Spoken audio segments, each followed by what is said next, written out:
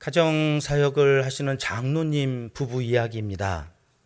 파김치가 되어서 저녁 늦게 퇴근을 하고 댁에 들어간 이 장로님이 좀 일찍 잠을 자고 새벽같이 또 나가야 돼서 잠자리에 먼저 들어간 거예요.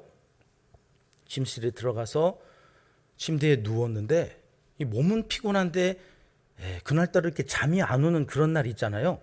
이 장로님이 이제 잠이 안 오고 선잠을 자듯이 자야지 그러고 있는데 부인 되는 권사님이 하루 또 일과가 끝났는지 방에 들어오면서 불을 켜고 화장대에 앉아가지고 뭘 그렇게 막 부스럭거리는 거예요. 열었다 닫았다 놨다 조금 있으니까 또 막 철썩 뭐 그러는데 뭐 불을 이렇게 터치를 하는 것 같기도 하고 난 자야 되겠는데 아내는 이 밤에 뭐 하려고 꽃단장을 하는지 빨리 와서 눕지 거기서 그렇게 부스럭거리고 있으니까 뭐가 올라왔어요. 근데 자야 되니까 여보 빨리 잡시다 이랬다간 또 이제 잠을 못 잘 것 같고 억지로 이렇게 잠을 청하는데 조금 있다가 아내가 침대로 그냥 쑥 들어오는 거예요. 뭘 해야 되는데 불을 끄고 와야 되는데 불도 안 끄고 옆자리로 쑥 들어오는 거예요. 여보 불 좀 끄지 그래. 다소 퉁명스럽게 얘기했겠죠. 그랬더니 옆에 있던 아내가 갑자기 콧소리를 내는 거예요. 자기야 불 끄라는 거죠. 불 끄라는 거. 나 이미 침대에 누웠으니까 자는 줄 알았더만 자지도 않고 당신이 가서 불을 끄라는 거예요. 아니 꺼있던 불을 킨 사람이 꺼야지. 당신이 켰으니까 당신이 끄라고. 그랬더니 옆에 있던 그 권사님은 또 뭐라 그래요? 스위치가 당신하고 가까이 있잖아. 스위치 가까운 당신이 꺼야지. 이래가지고 그 강의에 오신 그 장로님이 저희에게 질문한 것은 이겁니다. 여러분 불을 누가 꺼야 되겠습니까? 거기 강의를 듣던 사람들끼리 또 싸우기 시작했어요. 킨 사람이 꺼야죠. 아니 그래 스위치 가까운 사람이 끄는 게 맞지 뭘 또 그걸 그렇게 킨 사람이 꺼야 된다고 그러느냐고 막 그러고 있는데 이 장로님의 결론은 이겁니다.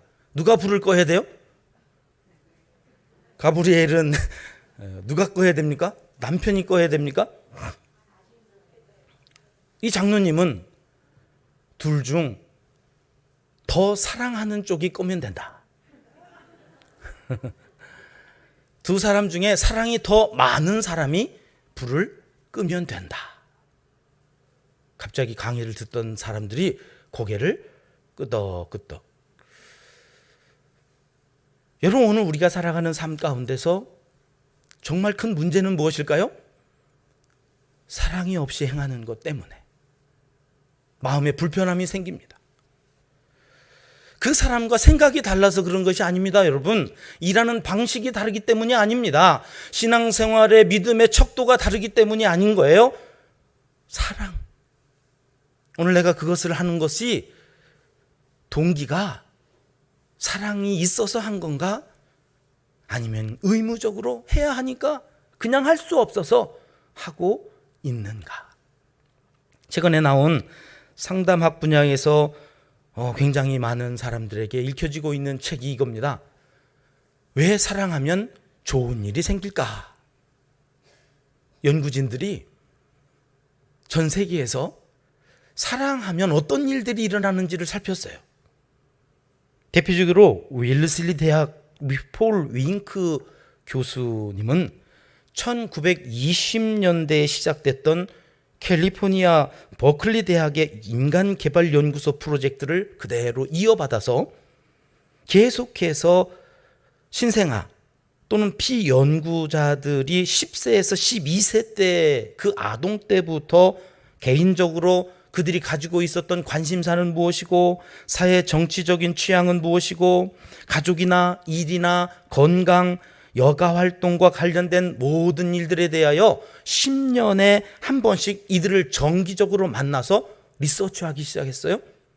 어떤 성장 과정을 거치면서 이들이 자라가는지를 장기간에 걸쳐서 연구한 그 결과, 고등학생 시절에 타인을 돌보았던 사람들이 훗날 높은 사회적 위치에 오르고 신체적으로도 훨씬 더 건강하더라는 놀라운 사실을 발견하게 된 겁니다. 이뿐만이 아니라 여러 연구에서 흥미로운 결과가 나왔는데요. 1980년대에 시작된 아동 발달 프로젝트에서는 교사로부터 배려심을 키우는 방법을 배운 유치원생과 초등학생들은 중학생이 되었을 때의 도덕성과 문제 해결 능력이 탁월했다는 것입니다. 또한 자원봉사에 적극적이었던 10대는 삶에 충실하고 학교 성적도 좋았고 평생 누군가를 도우면서 살아갈 확률이 높았다는 연구 결과가 나왔습니다. 아이들이 자진해서 누군가를 사랑하는 것, 그것도 참 중요하지만 학교 과제예요. 너 어디 가서 봉사하고 와. 너 학교에서 이런 동아리 활동하면서 다른 학생들을 돕는 일들 좀 할래? 이래서 억지로 맡겨줬는데 선생님이 시키니까 했어요. 그런데도 불구하고 그 행위 자체로 사람이 바뀌더라는 거예요. 사랑이라고 하는 것은 때로 자발적이지 않아도 억지로라도 해야 하는 것, 그것을 어린 시절에 우리의 자녀들에게, 다음 세대에게 훈련시켜야 되는 이유가 무엇인지를 이 책에서는 연구 결과로 우리에게 보여주고 있다는 것입니다. 심지어는 대학생들에게 성적이 안 나와서 재적 위기에 있었던 그 친구들을 모아가지고 이 사람들에게 시간관리법이나 공부가 왜 해야 되는지 동기부여를, 그래서 이렇게 공부하면 성적이 올라갈 수 있다고 요령을 가르쳐주는 대신에 낙제하는 이 친구들을 불러서 사랑훈련을 시켰어요. 여러분, 성적이 올라가고 결국 그들이 제적당하지 않고 졸업할 수 있었다. 그런 연구 결과도 있습니다. 우리나라의 여학생들, 10대 여학생들, 특별히 왕따, 집단 따돌림을 당하고 상처를 받았던 이 여학생들을 연구한 자료도 있습니다. 그들에게 용서하는 법을 가르쳐 주어요. 내면의 상처를 만져주는, 그래서 눈물로 그 상처를 쏟아내게 하는 그 과정을 거친 이 여학생들은 용서하는 방법을 배우고 치유를 얻고 정상적인 삶을 다시 시작할 수 있었다 하는 보고도 있습니다. 이 밖에도 다양한 연구들이 한 곳으로 초점이 모아졌는데요. 그건 뭐냐면 아이들에게 그 무엇보다 사랑하는 방법을 가르쳤을 때에 자기는 물론 세상을 선하게 바꾸어 갈 수 있는 영향력 있는 사람으로 성장해 가더라는 놀라운 사실입니다. 심장질환을 예방하는 효과가 있다고 하는 약이 있죠. 아스피린입니다. 근데 여러분, 이 심장질환을 예방하는 이 아스피린보다 2배나 더 큰 효과를 보는 치료자가 발견이 됐다는 거예요. 그게 뭐예요? 사랑이라고 하는 치료제입니다. 연구에 의하면 주는 행위는 사춘기 시절의 우울증과 자살 충동을 낮추었다고 합니다.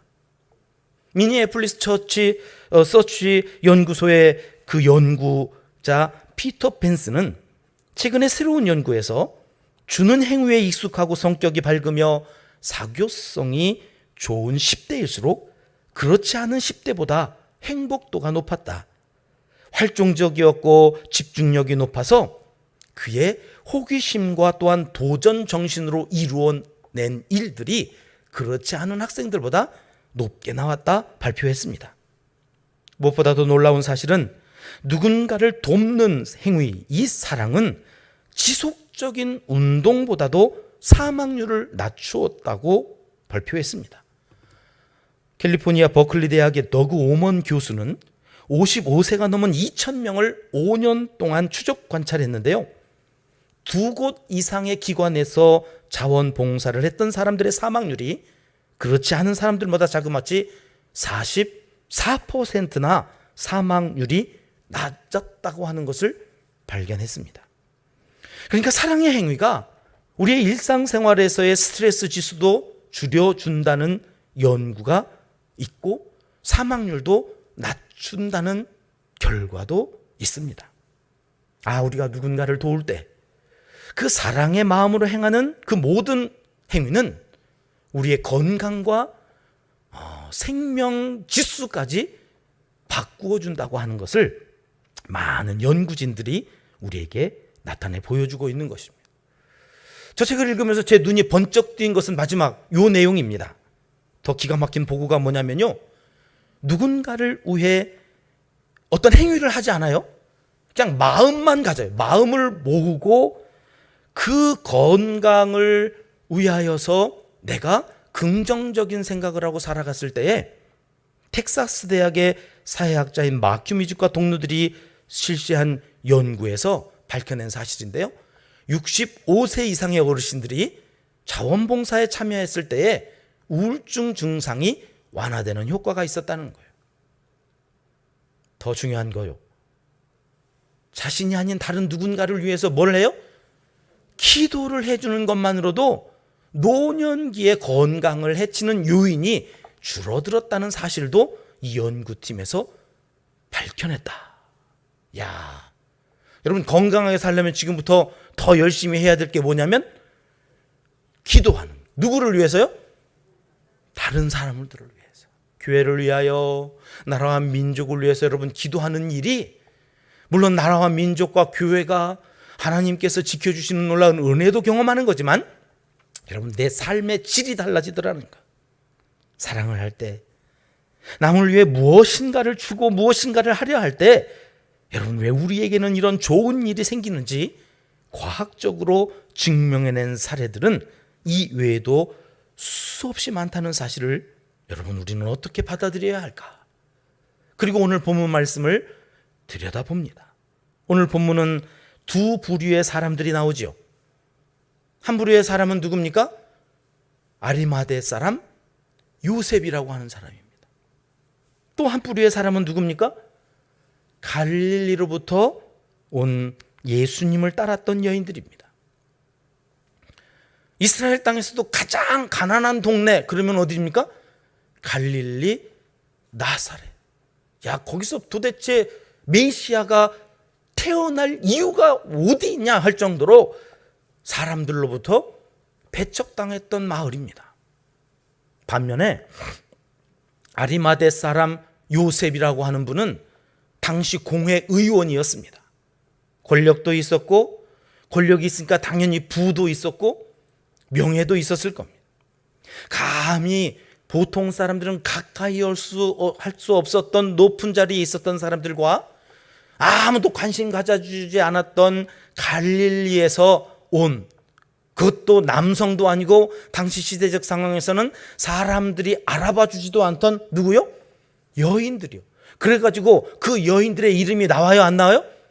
오늘 보는 말씀에는 이름조차도 나오지 않는 무명의 여성들, 이들이 오늘 본문의 주인공입니다. 한 단락에다가 같이 넣어놓을 수 없는 부류의 사람들입니다. 감히 아리마대 사람 요셉과 그 여인들을 왜 여기다 같이 넣어놨지? 이해가 되지 않는 본문의 말씀인데요, 오늘 저는 이 말씀을 묵상하다가 이들에게 공통점이 있다. 여기 함께 들어와 있어야 할 분명한 메시지가 있다. 그것이 무엇인가? 여러분, 이 두 부류의 전혀 다른 세상에서 살고 있는 이들의 공통점이 무엇일까요? 첫 번째, 이들에게는 자기 희생이 있었습니다.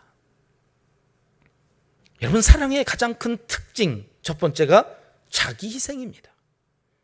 여자들은 그 갈릴로부터 여기까지 오는 희생이 있었습니다. 아리마대 요셉은 자기의 무덤을 내어놓는 희생이 있었습니다. 이게 첫 번째 공통점입니다. 사랑은 사랑의 대상에게 수고를 아끼지 않게 하는 힘이 있습니다. 헌신을 하는 기쁨이 사랑에서 나옵니다. 누군가를 사랑하면 신기하게도 뭘 하고 싶습니다. 근데 그 하고 싶은 그 일을 하면서 절대로 지치지 않는다는 특징이 있습니다. 사랑하면요, 지치지 않습니다. 오늘 내가 누군가를 위해서, 교회를 위해서 무언가를 하다가 여러분 지쳤다면 그 자리는 사랑이 식은 자리입니다. 여지껏 좋아서 기쁨으로 행하던 그 일이 갑자기 기쁨이 사라졌다면 여러분 그 마음에 사랑이 잃어버려진 상태인지 살펴봐야 하는 것입니다. 지난 5월에 우리 교회에서는 온 가족 예배를 위해서 온 성도들, 특별히 이번 해에는 어머니가 주인공이었습니다. 아내가 주인공이었습니다. 그들에게 화관을 만들어 주고자 해서 장장 12시간 가까이 봉사하시는 분들이 계셨습니다. 가끔 잘하고 계신지 제가 의심이 돼서 올라갔던 건 아니고 뭐가 필요한 게 없을까 싶어서 가끔 올라가면 신기한 일이요, 그 작업하는 현장에서 웃음소리가 끊이지 않는 거예요. 손가락도 아프고 손목도 아프고 이게 도무지 앉아서 쭈그리고 하다 보니 허리도 아프고 이제 쥐도 나고 할 만한데, 그리고 여기저기 신음소리가 날 줄 알고 뭐가 좀 필요한 게 없을까 하고 올라갔는데 올라갈 때마다 웃음소리가 끊이지 않는 거예요. 여러분 다른 교회에서도 이런 거 할 때 제가 올라가 봤겠습니까? 안 올라가 봤겠습니까? 예. 근데 우리 교회는 다른 교회보다도 웃음의 크기가 더 큰 거예요. 봉사하시는 분들이 여기저기 자기 여기 있다고 허리도 아우성치고 손가락도 아우성치고 나 좀 봐달라고 좀 이런저런 하면서 신음소리 내고 누가 이런 거 하자고 했냐고 이제 누구냐고 막 이럴 법한데 기쁨으로 즐거움으로 하여튼 밤 늦은 시간까지 하는 모습을 옆에서 지켜보면서 제가 얼마나 많이 감동을 받았는지 몰라. 우리 참된 교회의 저력이 이것이다. 여러분 교회마다 봉사하는 분들이 많이 계시다니까요. 여러분 교회마다 헌신하시는 분들이 정말 많이 있다니까요. 그런데 이거를 기쁨으로 하는 사람들은 그렇게 많지 않은, 이거를 정말 웃어가면서 감사하면서 그 일들을 행하는 사람들이 우리 교회는 이렇게 많이 있구나 하는 것을 확인하면서 죄송도 하고 감사도 하고, 그리고 우리 목사님 올라가셔서 또 그 모습 보시면서 위로하시고 뭐라도 먹고 해야 된다고, 사모님도 나오셔서 동참하시면서 모두가 하나 되어서 그 일들을 해 나간 결과, 여러분 온 가족 주일에 화관 쓰셨던 분들 손 들어보세요. 안 들으셔도 괜찮습니다. 사진에 다 찍혔어요. 여기가 천국인가 보다. 몇 사람의 수고가 온 교회가 천국이 되어지는 그 일들을 이루어 가시는 것을 보면서 정말 기쁘셨던 분은 누구실까요? 하나님. 여러분 그분들은 왜 그런 수고를 아끼지 않았을까요? 하나님을 사랑하는 마음. 오늘 아리마대 사람 요셉은 한 번도 쓰지 않았던, 아마 자기가 묻히려고 준비해 놨던 무덤이었을 거예요. 그것을 기꺼이 예수님에게 내어놓습니다. 누가 시키지 않았습니다. 자기 희생을 기꺼이 감당했던 사람, 아리마대 사람 요셉. 그리고 갈릴리에서 어떤 여인들은 무엇을 했다고요? 예수님의 시체에 썩지 않도록 바르기 위한 비싼 향품을 준비하고 그 무덤에서 예수님이 어떻게 장사되어지는 것을 따라가서 지켜보았다는 거예요. 여기에서 두 번째 이들의 공통점을 발견하게 되는데, 그것은 여러분 예수님은 지금 왜 십자가에 달려 돌아가셨습니까? 로마의 심판을 받고,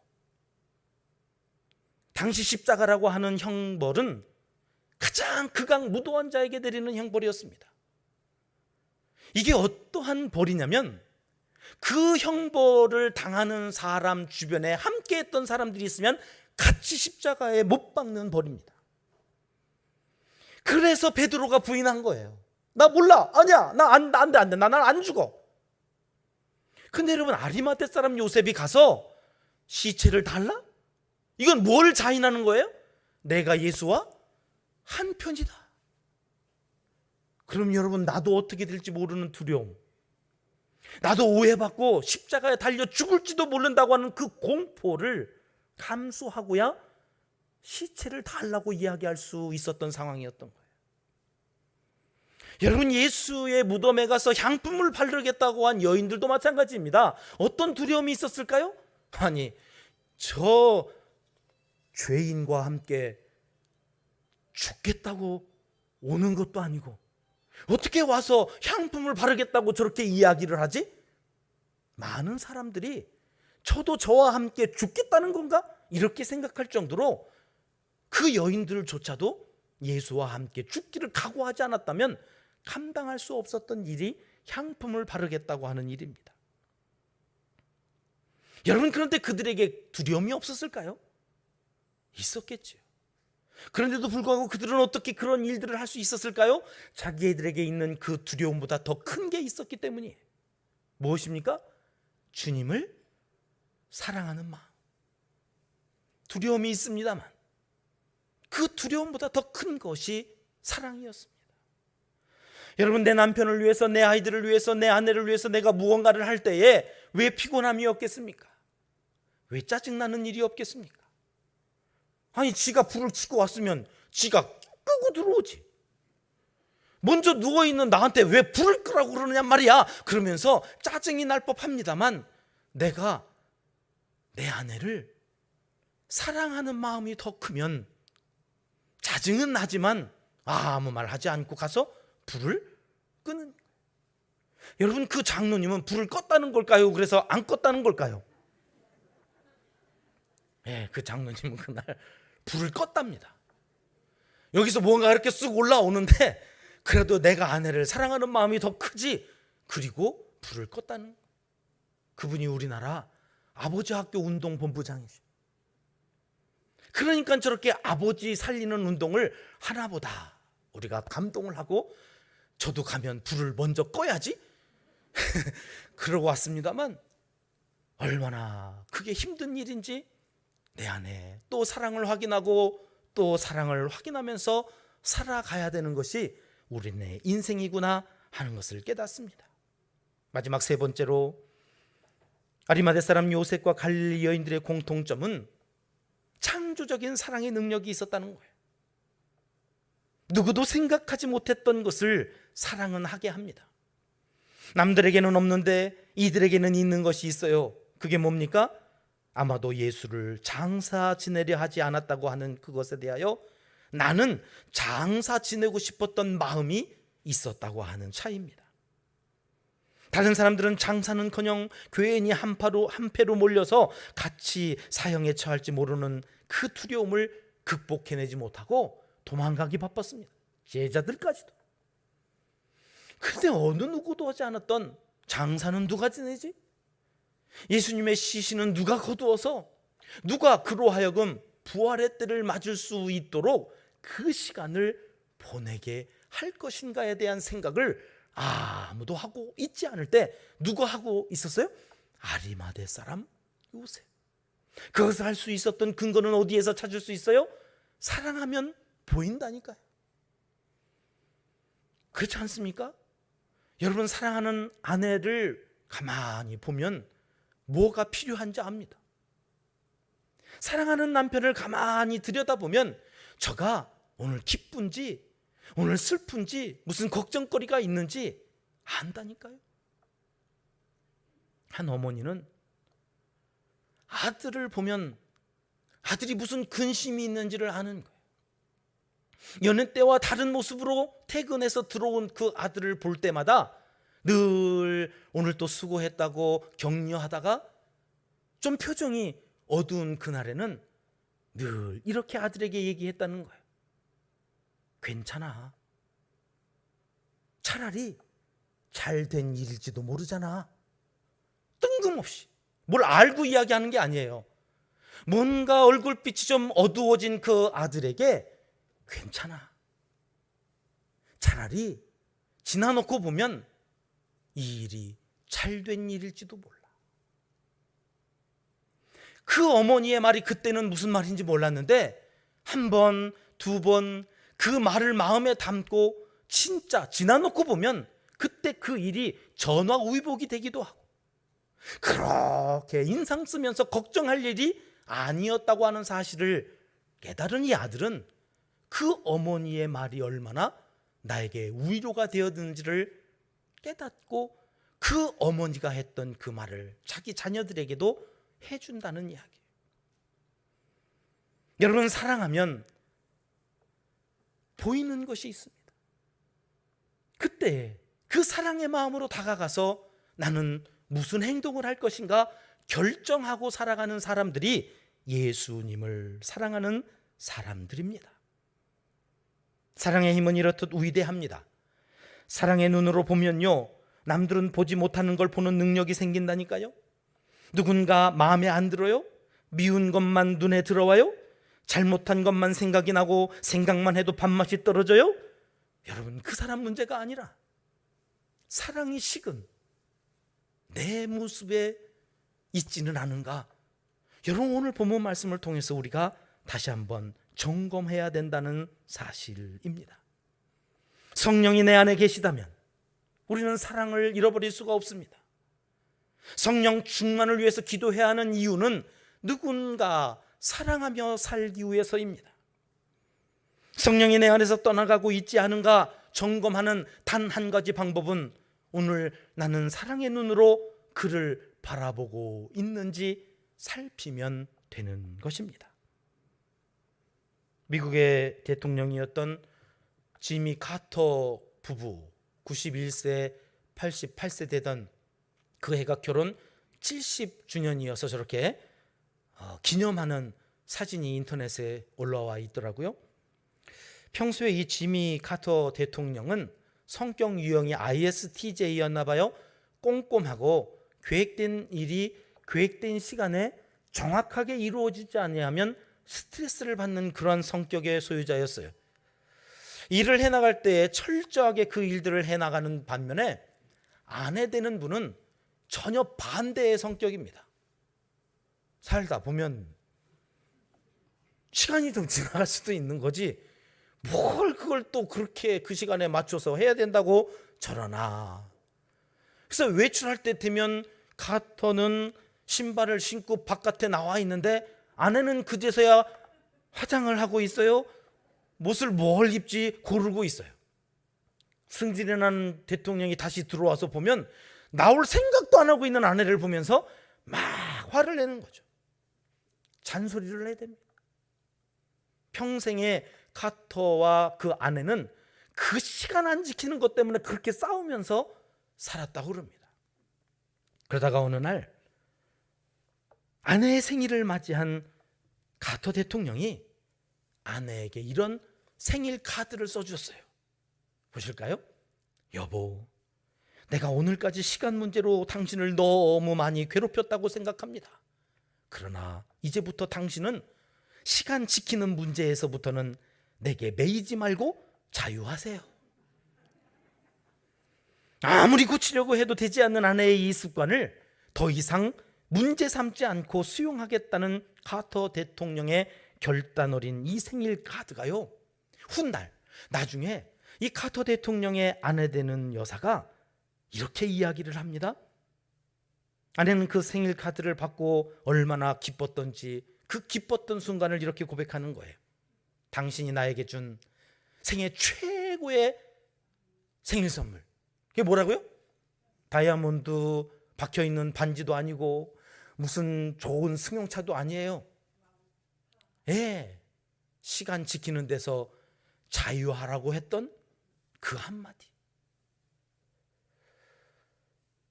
여러분, 이게 뭐 그렇게 큰 생일 선물이었을까 싶지만 아내는 남편으로부터 받은 생일 선물 중 가장 큰, 가장 기억에 남는, 가장 내가 사랑받고 있다고 느낀 생일 선물이었다고 고백하는 거예요. 여러분, 하나님께서는 우리 인간을 창조하실 때에 눈을 몇 개 만들어 주셨어요? 2개. 여러분, 왜 외눈박이로 안 만들고 눈을 2개 만들어 주셨을까요? 어떤 분이 우리 눈이 2개인 그 이유, 하나님이 2개로 만들어 주신 그 이유를 이렇게 해석했어요. 균등하게 보며 세상을 살라고 눈을 2개 주셨다는. 무슨 말인가 하면, 사람마다 장점이 있고 단점이 있는데 눈을 2개 주신 이유는 장점도 보고 뭣도 보고 단점도 좀 보고. 왜 허구한 날 단점만 보고 뭐라고 그러느냐? 왜 잘한 것도 많은데 잘못한 것만 기억하고 보고 이야기하느냐? 한쪽 눈으로는 뭘 봐요? 잘한 거 좀 보고, 나에게 유익한 것도 좀 보고. 한쪽 눈으로는 뭣도 봐요? 서운한 것도 좀 보고, 잘못하는 것도 보고. 이 2 눈으로 좀 같이 보고 균등하게 좀 평가하라고. 우리는 마음 상하면 그동안 10가지 잘했던 거 다 소용없어. 그냥 무조건 나쁜 사람이야. 오죽하면 전 모 대통령이 왜 나만 갖고 그래? 나도 잘한 게 많은데 뭐 이랬다는. 그렇죠, 여러분. 여러분, 교회가 좋은 것만 있겠습니까? 여러분, 우리 가정에 잘한 것만 있겠습니까? 같이 봐야죠. 그래서 눈을 2개 주셨다는 거예요. 이제 이렇게 안 살려면 눈 하나 빼버릴까? 하나님이 그러실지도 모르겠어요. 2개 줬더니 한쪽 눈을 안 써. 좋은 거, 잘하는 거. 집에 들어가면 제 딸은 가끔 배를 쿡쿡 찔러요. 아빠 배 더 나오면 알지. 아니, 볼때기 들어간 건 왜 안 보고 나온 배만 보냔 말이에요.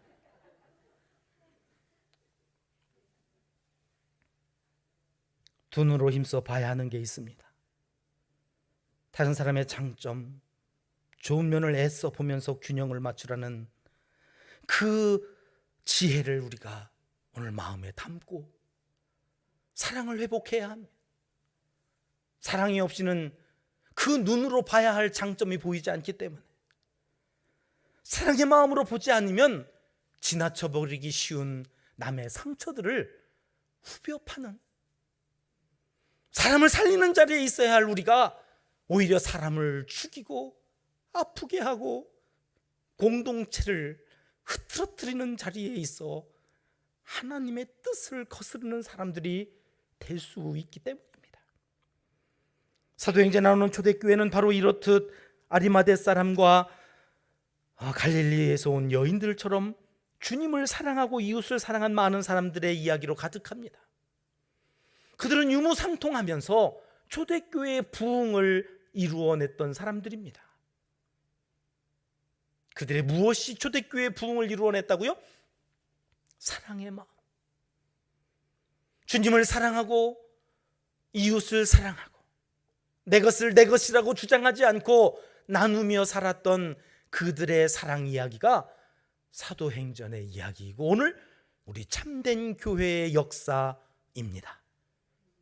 오늘 그 중심에 다른 사람이 아닌 이 예배에 참여하는 내가 주인공으로 있어서 누가복음 23장의 낱낱이 그 사랑의 이야기를 무명으로라도 기록하시고 싶었던 그 하나님의 마음이 오늘 우리에게 읽혀져서 우리의 이 사랑 이야기도 하나님 나라의 생명책에 낱낱이 기록되어지는 아름다운 역사가 우리 참된 교회에서 우리를 통하여 계속해서 이어지시기를 하나님은 간절히 원하시고 계십니다. 기도하겠습니다.